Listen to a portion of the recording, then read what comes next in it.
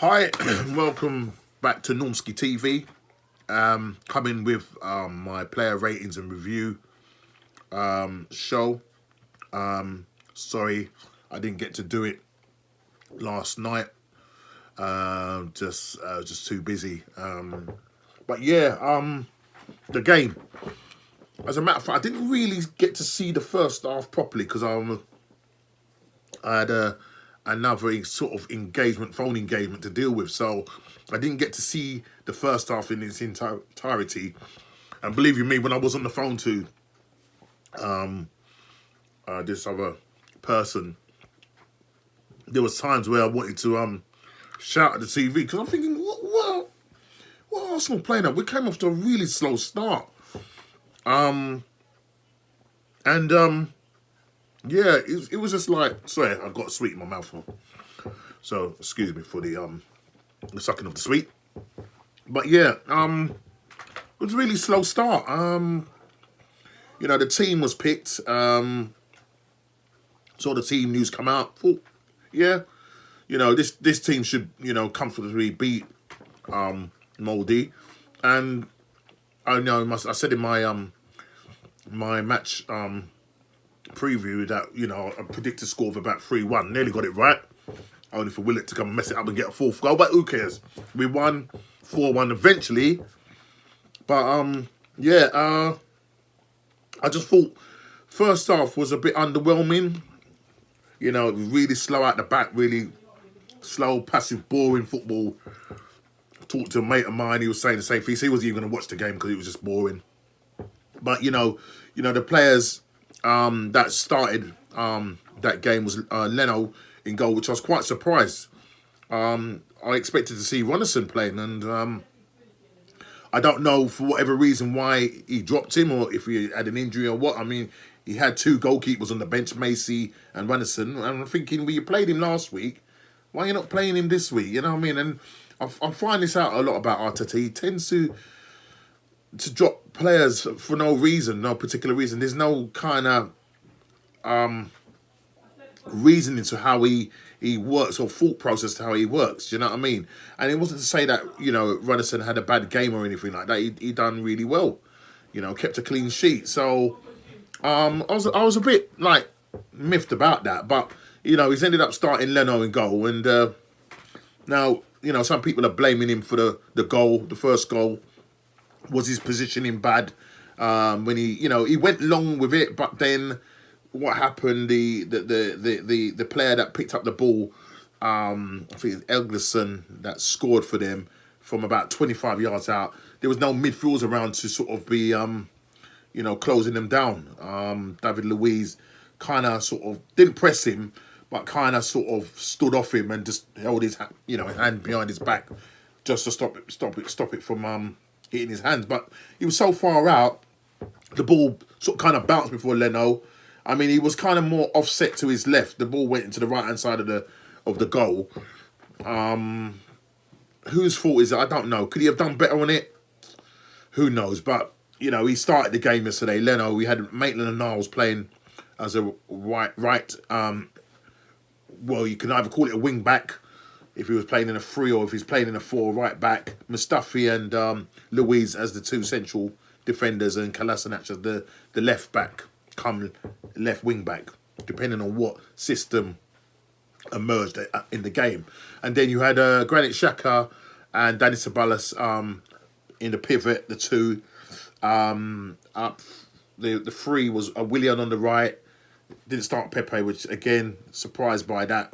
Willock as that kind of, I don't know, because when I first saw the team sheet, it looked like it was Willock and Nketiah, so he was playing like a 4-4-2, which could actually revert into either a 4-3-3 or 3-4. It just depended on what it was, or maybe a 4-2-3-1. It just depended on what was happening when they were on the attack or when they were in defence. So Willock kind of sort of played in the hole, worked really hard, running box to box. Pepe on the left, sometimes switching to the right, and swapping with Willian, and obviously Nketiah up front.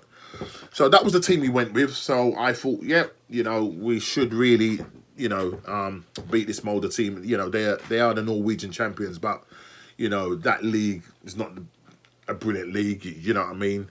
And you would think that Arsenal will be able to take care of it, but we was really slow. And believe it or not, we went a goal behind. I think after, I can't remember after, I think he scored in the 22nd, I think it was the 22nd minute he scored, which I was like, whoa. And Arsenal, I mean, Arteta didn't look pleased at all. It just looked like we just wasn't getting our game together. The play was slow. It was like sideways, backwards. Do you know what I mean? And it was just long. It was just long.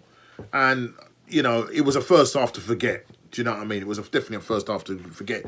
Even though we managed to pull back a goal before half time with a own goal by their player, and it's only because Willock, who, as I said, I think he was probably our best player and man of the match, made his busting run. Can't remember who played the ball across, because obviously there's no assist. I can't remember who was the person that crossed it, but whoever, was it Willock? No, not sorry, it couldn't have been Willock because he was running down. It might have been Willian. If it wasn't Willian, it was Pepe. One of those two. They whipped the ball across, and basically Willock was bearing down on it, and obviously it came off the Norwegian, the Molde player, and goes in for an own goal. So we go in at half time, one apiece. So I'm expecting us to do a lot better come the second half. Hopefully Arteta would have had a word with them and come out second half. And, to be fair, we were a lot better in the second half than we were, obviously, in the first half. As I said,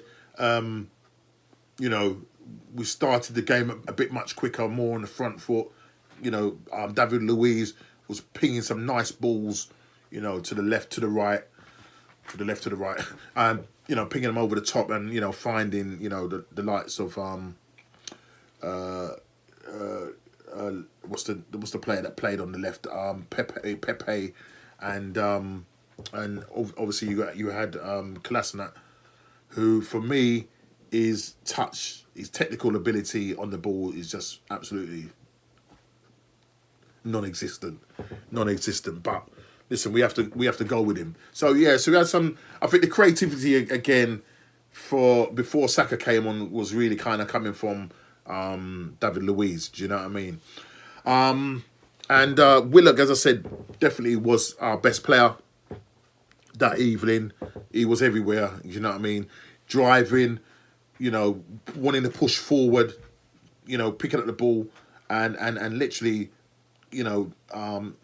taking the game to Molde. And for me, that's good. You know what I mean? The only thing I would keep saying about Willock is that he just needs to just take that last look and play the ball a bit earlier. Sometimes his decision making is not the best. There were times where he'll run into the box and basically you got a player that he could have just played it to, and he has his head down, he tries to take a shot, and sometimes he just tries a bit too hard, and that's the only thing that lets him down. You know what I mean? If he gets his head up, plays that final ball, then his end product. That's the thing for me. Get that right pass, get that final pass, and that can only come through coaching from Arteta and training. You know what I mean? He's 21, still, which he's been in the club a long time, and you would expect that to come out of his game. So we'll just hope and pray that that is the case. Now,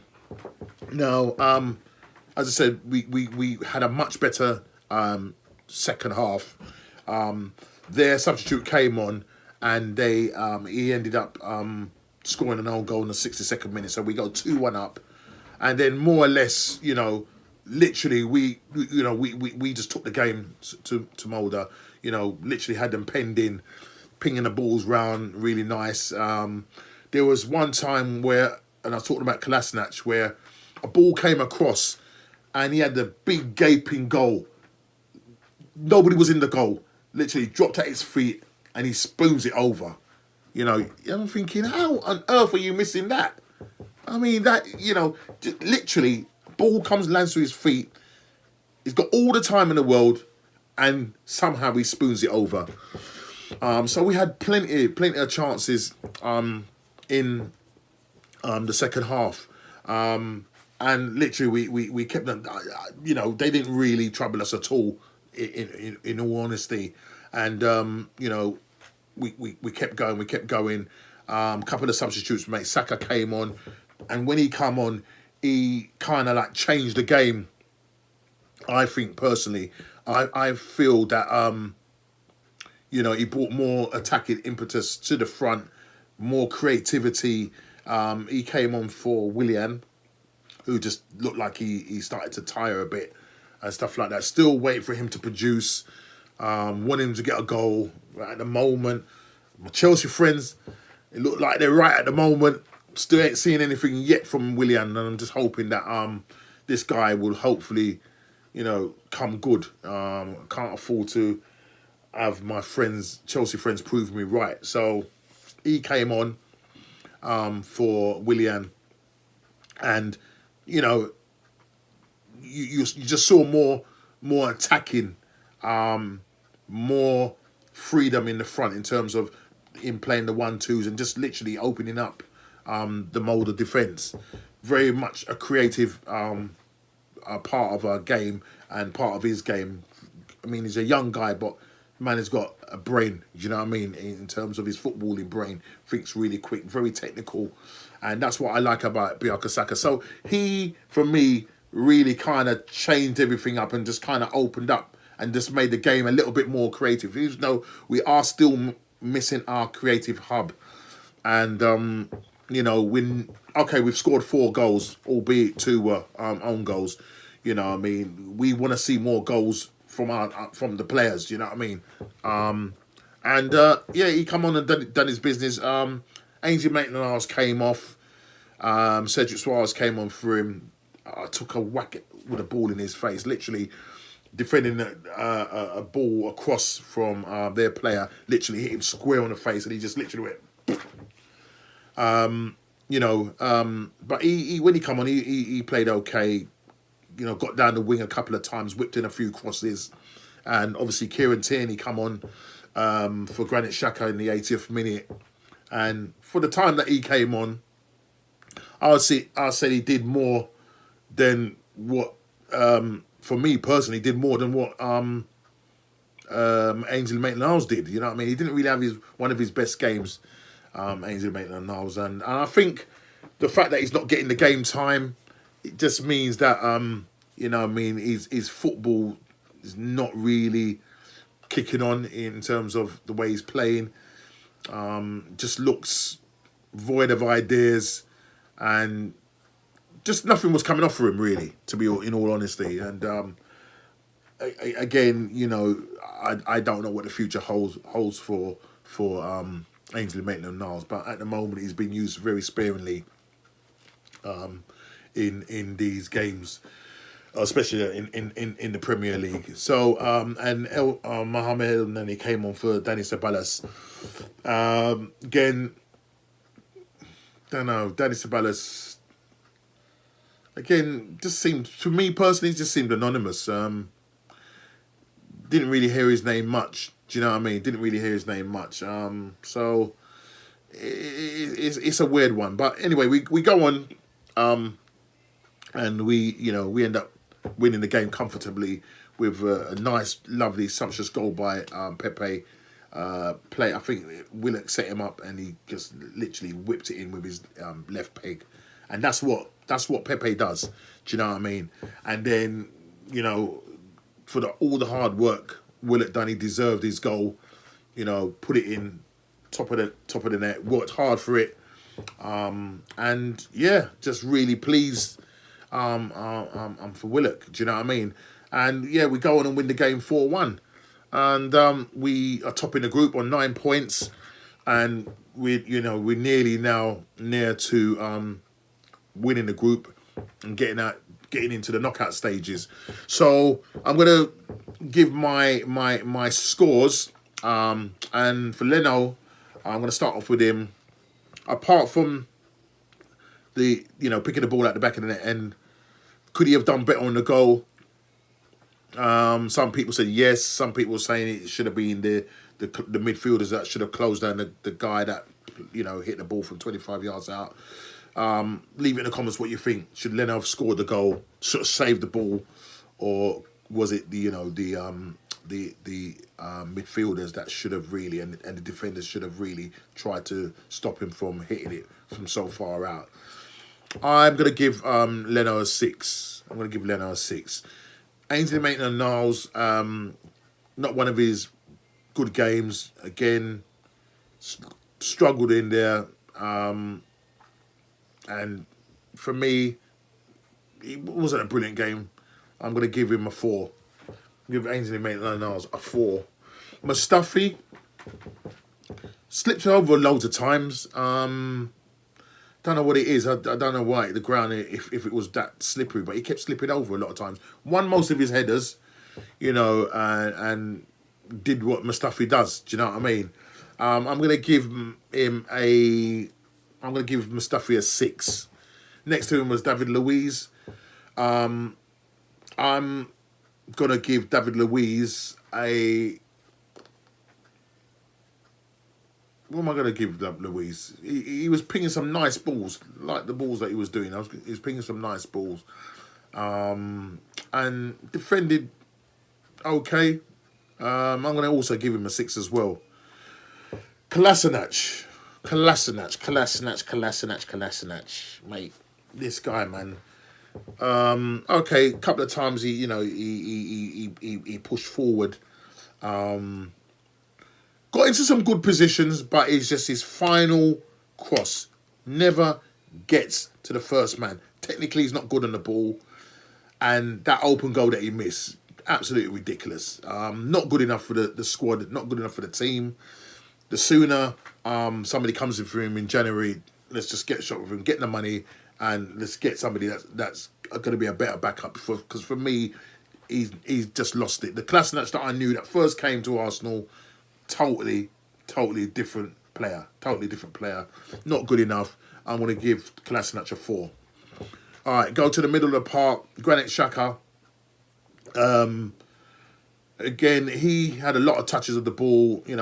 Some nice passes, pinging it around, getting, just kept it ticking over, which what Granit Xhaka does. Obviously very one-footed. Didn't really see him make any real mistakes or anything like that. Just kept the game ticking over. Average game. Gonna give him a 5. Next to him, Dani Ceballos. Not for me. I thought he was anonymous. Didn't see much of him. Didn't really impact the game. I don't know. I just at the moment he has lost form really big time. I mean, the Dani Ceballos that had gone away to Real Madrid and we wanted him back so badly is not really hit the ground running since coming back to Arsenal and hasn't really played well in any of the games. I'm going to give Dani Ceballos a 4. I'm going to give Dani Ceballos a 4. Willian now, going up front now, we got Willian. Again, Willian, bang average game, nothing to write home about. Worked hard, but then faded. And that's why he took him off. So Willian, I'm gonna give Willian a 5. I'm gonna give Willian a 5. Let's go with Pepe on the left. Scored a goal, got an assist. Pepe, frustrating player. Very frustrating player. There was a point when he was playing he kind of drifted to the middle, and I felt he looked quite good in that kind of number 10 role. And you can see, he can find a pass. You know what I mean? I think the thing about Pepe is just that, especially when he's operating from the left, because he's going to come in on his left, because he's so one-footed. He needs to learn to, play that ball much quicker, make that decision much quicker. It's like he wants an extra touch when he can play the pass. It's like there's one time when he picked up the ball, was in the 25-yard, 18-yard box, and all he had to do was square the ball to Willock, and he wants another touch, and then he tries to take a shot, and it ricochets and goes wide. It's things like that. His decision making is something that he needs to get right and get sorted.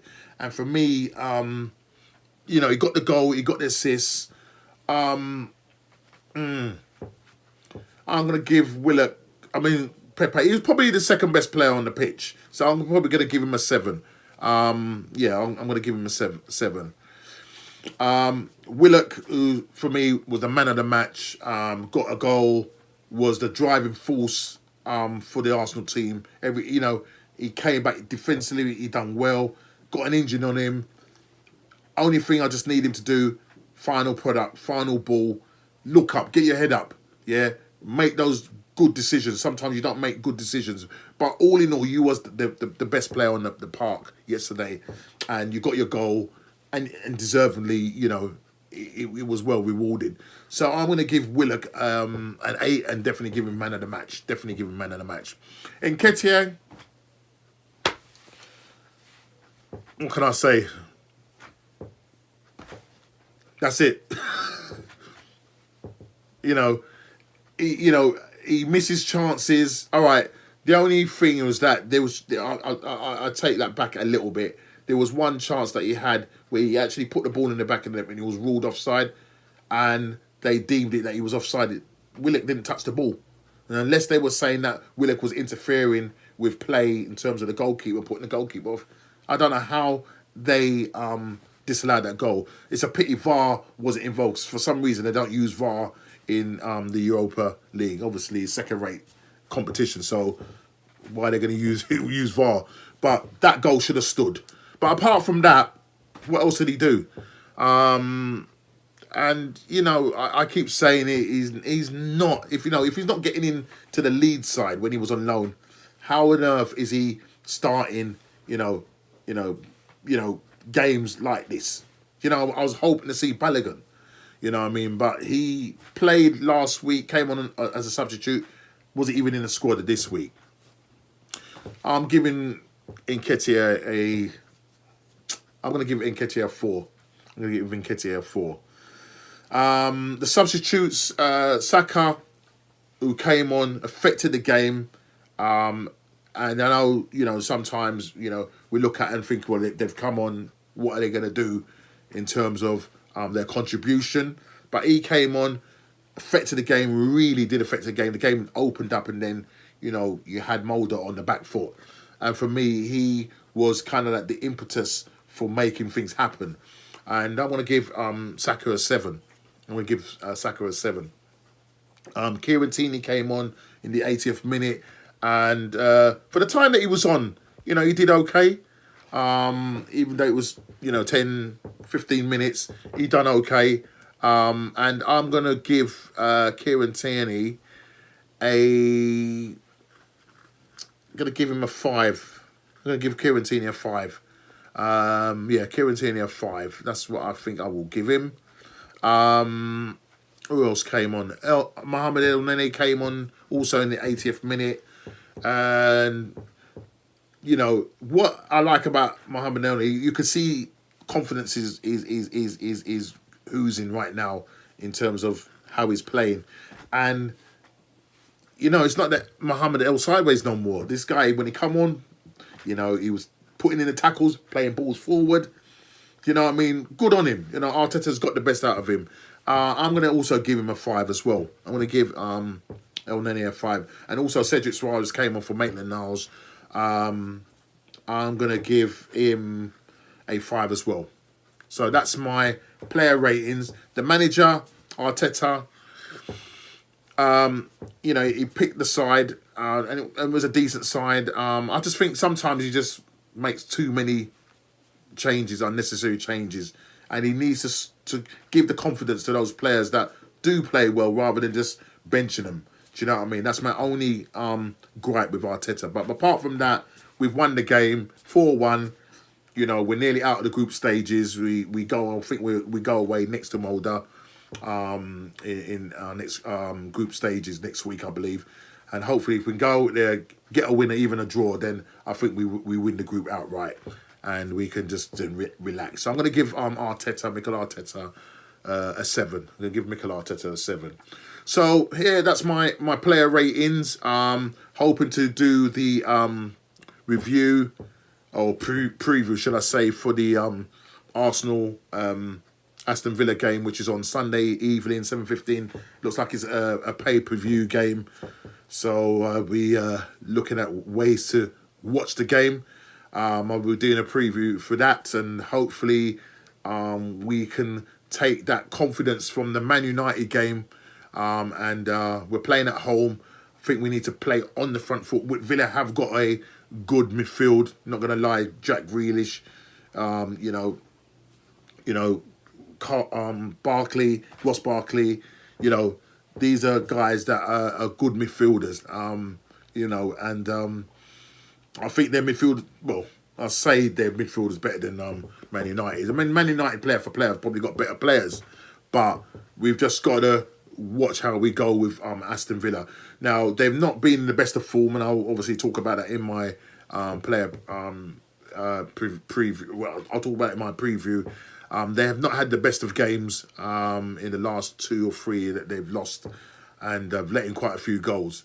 So let's not think, because they're off form, that we can just go there or when they come to the Emirates, we can just sit back and play tippy-tappy football. We need to take the game to them, and unfortunately, Martinez, we need to put some goals past you. I know you're going to be up for the game, but But listen, look out for that. I'll be doing that hopefully sometime tomorrow, getting the predicted lineup, and hopefully we can be celebrating a brilliant win on Sunday evening, and then we go into the international break. So listen, take care. Please like, subscribe, and share, and I'll see you on the next show. Take care.